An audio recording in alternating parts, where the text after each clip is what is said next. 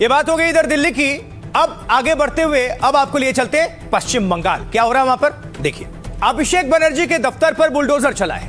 पहले अवैध निर्माण का नोटिस दिया गया था, जब खुद एक्शन नहीं लिया गया तो चल गया बुलडोजर। ये अभिषेक बनर्जी का दफ्तर है जो आप देख रहे हैं, जिस पर बुलडोजर कार्रवाई की गई है। और बुलडोजर एक्शन से पहले की तस्वीरें जरा आप देखिए।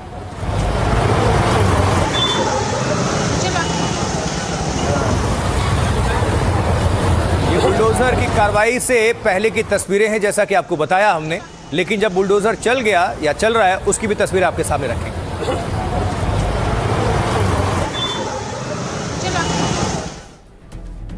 तो बुलडोजर की कार्रवाई से पहले ऑफिस पर नोटिस चस्पा किया गया था। ये देखिए नोटिस।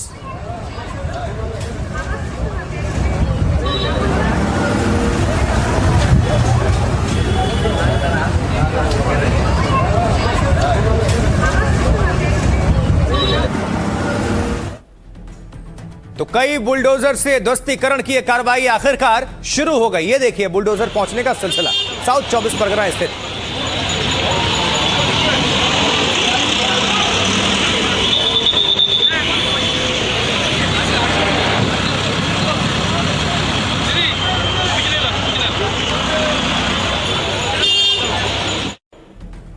वहीं अभिषेक बनर्जी के दफ्तर पर बुलडोजर चलाया गया। ये उस समय की तस्वीरें आप देखिए अब जरा।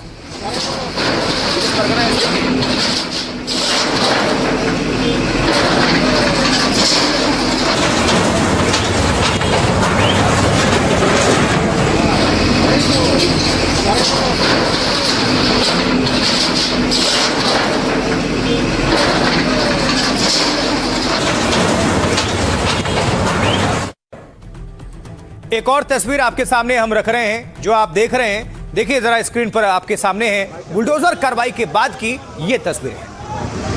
जब पूरी तरह से एक्शन हो गया कार्रवाई, उसके बाद की तस्वीर।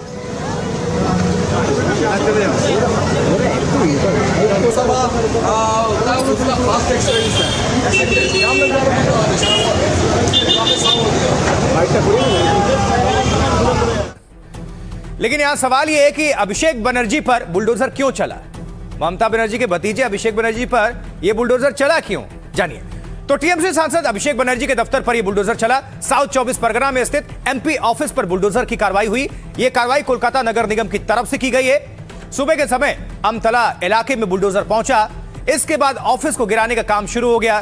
बुलडोजर कार्रवाई से पहले केएमसी ने एक नोटिस भी चस्पा किया था, जिसमें बताया गया था कि यह बिल्डिंग बिना मंजूरी के बना दी गई।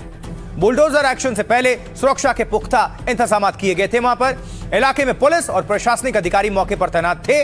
मौके पर भारी भीड़ और टीएमसी के कार्यकर्ता इकट्ठा हो गए थे। जबकि भारतीय जनता पार्टी की तरफ से 43 प्रॉपर्टी को लेकर एक लिस्ट भी जारी की गई है।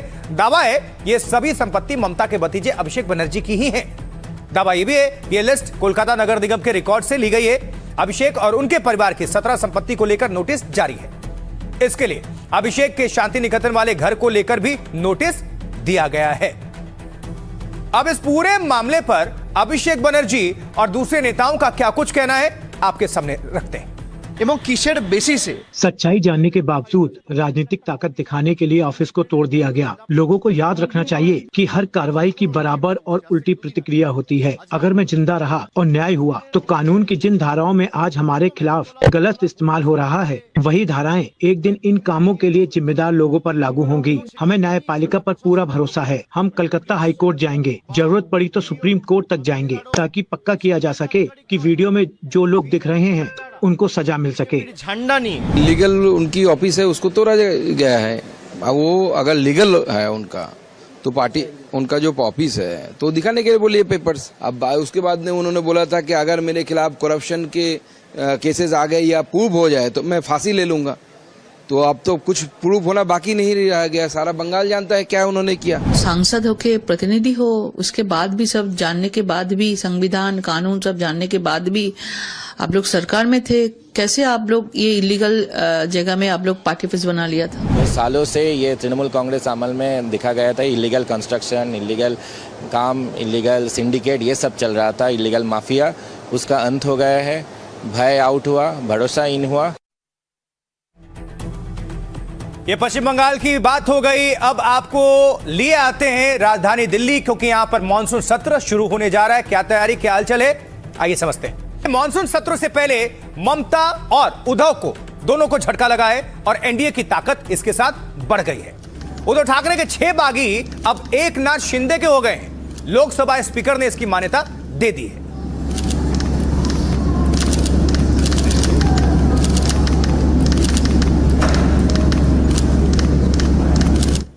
और वहीं ममता बनर्जी के बागियों के लिए भी खुशखबरी है, क्योंकि बागी गुट को सर्वदलीय बैठक में शामिल होने का न्योता मिल गया है। ये देखिए,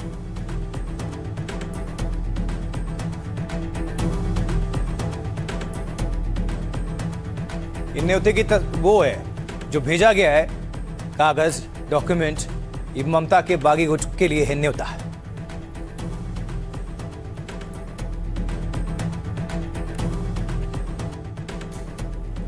उधर लोकसभा में अब ममता बनर्जी की ताकत कम हो गई है। 28 की जगह अब सिर्फ 8 सांसद ममता बनर्जी के पास बचे हैं।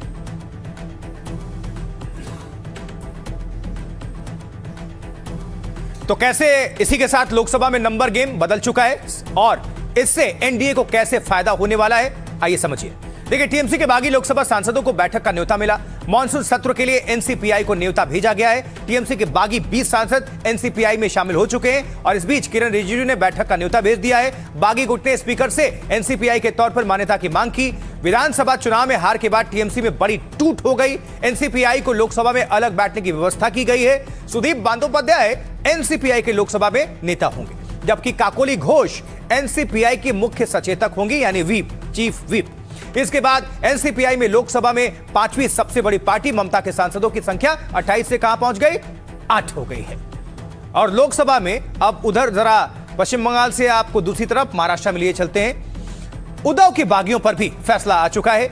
उद्धव गुट के 6 सांसद अब शिंदे की शिवसेना में शामिल हो गए हैं। लोकसभा स्पीकर ने 6 सांसदों को मान्यता दे दी है और इसके बाद शिवसेना के सांसदों की संख्या हो गई है बढ़कर 13, जबकि उद्धव गुट के पास अब सिर्फ कितने बचे हैं, 3 सांसद। तो अभिषेक बनर्जी ने बागियों को लेकर आज बयान दिया है। अभिषेक ने क्यों कहा कि 1 घंटे में इस्तीफा दे दूंगा, सुनिए जरा। अगर किसी को मेरे से दिक्कत है, मैं तो चुनौती देता हूं भाई। 60 एमएलए गए हैं, कुछ लोग गए, 20 एमपी गए, मैं आपको चुनौती देता हूं, आप लौट के आओ ममता बनर्जी के पास। 24 घंटे के अंदर मैं अपना इस्तीफा दे दूंगा। ओपन चैलेंज दे रहा हूं, आप लौट के आओ, 24 घंटे के अंदर मैं अपना इस्तीफा दे देता हूं। 24 घंटा, चलो 24 घंटा छोड़ दो, 1 घंटा भी ले लो और कम करता हूं। हमारे सांसद जो चुराए गए या डकैती हुई, अब उनको बताया जा रहा है कि वो सब सज्जन है, वो एकनाथ शिंदे वाली शिवसेना के ही सांसद हैं, जबकि हमारे नाम पर चुन के आए, हमारे चुनाव चिन्ह पे चुन के आए। हमारे नेताओं ने जो लोकसभा में प्रतिनिधित्व करते हैं पार्टी का, उन्होंने चिट्ठी भी लिखा ओम बिरला जी को कि दोनों पक्षों का बात सुने बिना आप निर्णय मत दीजिए, फिर भी आपने निर्णय दे दिया। ये दिखाता है कि लोकतंत्र कमजोर होता जा रहा है। एक और सवाल सियासी गलियारों में इन दिनों उठ रहा है, क्या शरद पवार एनडीए में शामिल होंगे? अगर होंगे तो इसकी शर्त क्या होने वाली है?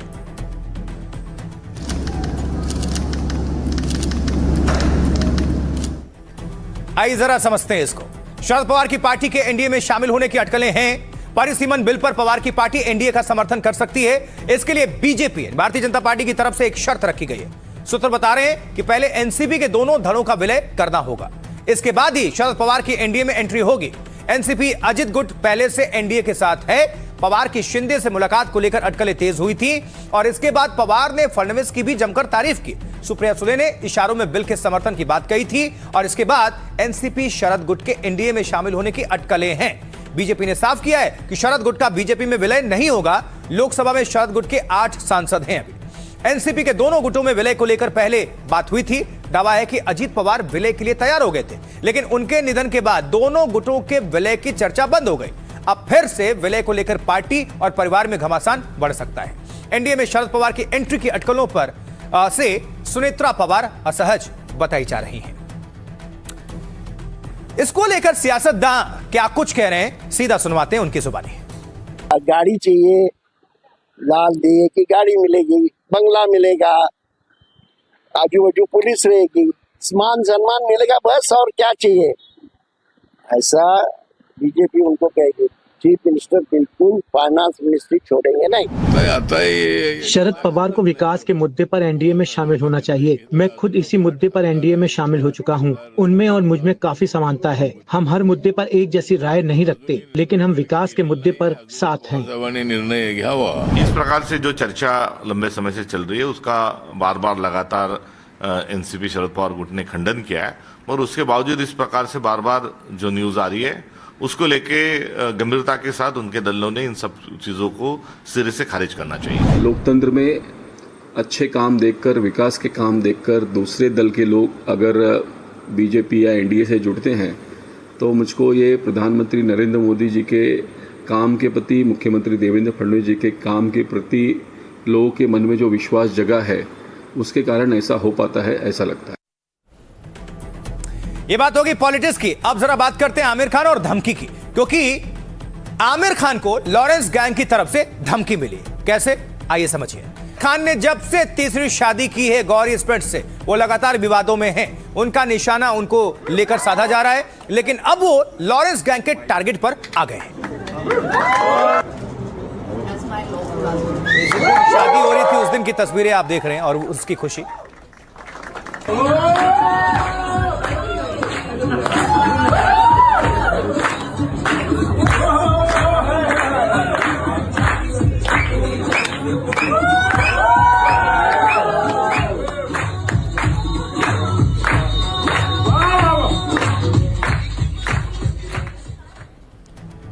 और इसी बीच खुशी कैसे थोड़ी सी कम कर दी गई लॉरेंस गैंग की तरफ से, क्योंकि लॉरेंस गैंग ने आमिर खान को धमकी दे दी। धमकी भरा सोशल मीडिया पोस्ट आप देख रहे हैं। इस पोस्ट की अभी हालांकि जांच चल रही है।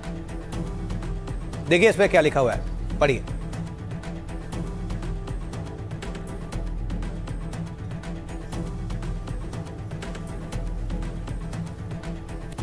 और सोशल मीडिया पोस्ट तो आया ही, लेकिन इस पोस्ट के साथ ही एक धमकी भरा ऑडियो भी सामने आया है।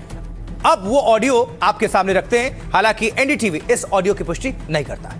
जय श्री सीताराम सभी भाइयों को। मैं आरजू बिश्नोई, लॉरेंस बिश्नोई का छोटा भाई।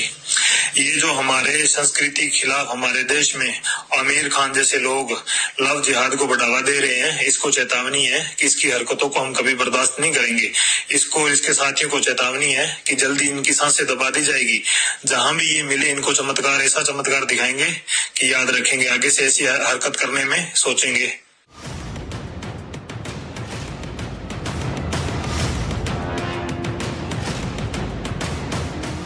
सलमान को धमकाने वाले लॉरेंस गैंग के टारगेट पर अब बॉलीवुड के मिस्टर परफेक्शनिस्ट आमिर खान आ गए हैं। आमिर की तीसरी शादी पर शुरू हुए दंगल में अब लॉरेंस गैंग की भी एंट्री हो चुकी है। लॉरेंस गैंग ने आमिर और गौरी की शादी को लव जिहाद करार दे दिया है और बॉलीवुड के स्टार आमिर खान को सांसें दबा देने की धमकी जारी की गई है। आमिर खान जैसे लोग लव जिहाद को बढ़ावा दे रहे हैं, इसको चेतावनी है कि इसकी हरकतों को हम कभी बर्दाश्त नहीं करेंगे। इसको, इसके साथियों को चेतावनी है कि जल्दी इनकी सांसें दबा दी जाएगी। जहां भी ये मिले इनको चमत्कार, ऐसा चमत्कार दिखाएंगे कि याद रखेंगे, आगे से ऐसी हरकत करने में सोचेंगे।